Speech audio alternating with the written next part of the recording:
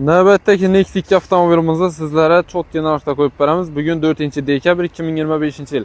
Mashinamiz 2009-yilda ishlab chiqarilgan Donus Dualto Lux Conseni. Mashinamizning sosteniyasi cho'tki holatda. O'zlaringiz kelib ko'zlaringiz bilan ko'rsangizlar bir boshqacha.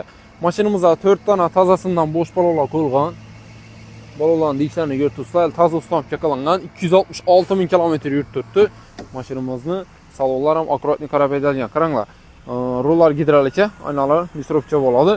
Oyoqtina polikga tashalgan, chexollar ustampga qilingan. Mashinamizning motorlari, ходовойлari, korobkalari zo'r. Orqa qismlarini qaranglar. Mashinamizning sosteniyasi yaxshi.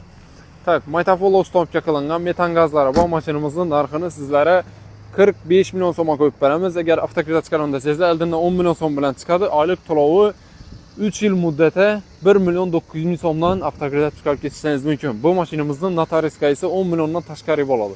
Telefon nomerlar 90 912 3169 gasangizda ustunda gaplashtirib, egasi bilan so'rashamiz. Agar generalniy davnis beradan bo'lsa, generalniy orqali avtokredit chiqarib olib ketishingiz mumkin.